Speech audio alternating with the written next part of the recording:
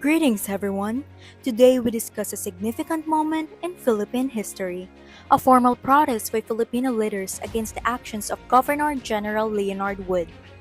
At the heart of this protest is Executive Order Number 37, a controversial decision that sparked outrage among Filipino representatives. Governor Wood issued this executive order declaring the laws that established the Board of Control as null and void. For years, this board managed and voted on government-held stocks in private corporations, playing a vital role in Philippine governance. However, with one order, the Governor General dismantled it, assuming all its responsibilities himself. Filipino leaders were alarmed by the sudden and unilateral move.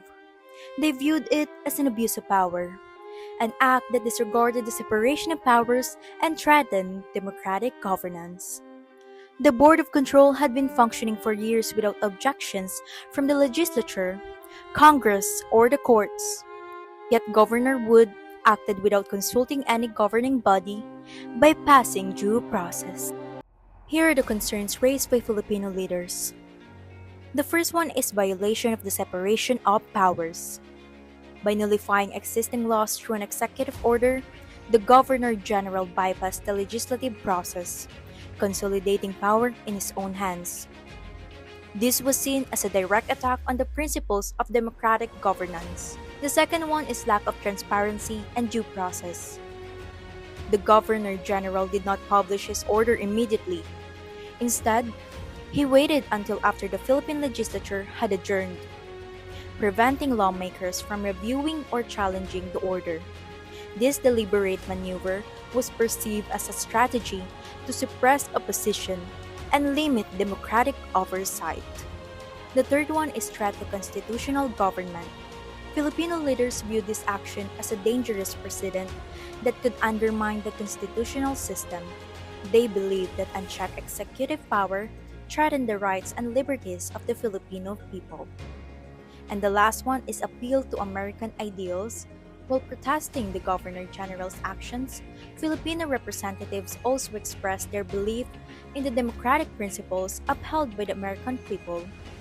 They appealed to the conscience of the U.S. public, urging them to support the Filipino cause for justice and fair governance.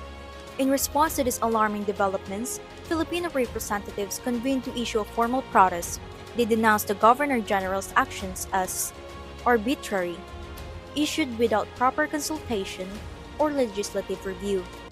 Next, oppressive, concentrating power in one individual rather than allowing democratic governance. And last, undemocratic, directly undermining the constitutional framework established to protect the Filipino people's right. By taking a stand, these leaders reaffirmed their commitment to preserving the rule of law and fighting for the rights of the Filipino people. Again, the formal protest against Executive Order Number 37 was not just a response to a single executive decision. It was a broader fight to protect democratic principles, uphold constitutional governance, and resist authoritarian control. Filipino leaders demonstrated their unwavering dedication to justice and self-determination. They sought not only to challenge an oppressive policy, but also to remind both the American and Filipino people that democracy must be defended at all costs. This has been Emerald Santos reporting on the Filipino grievances against Governor Wood. Thank you for watching.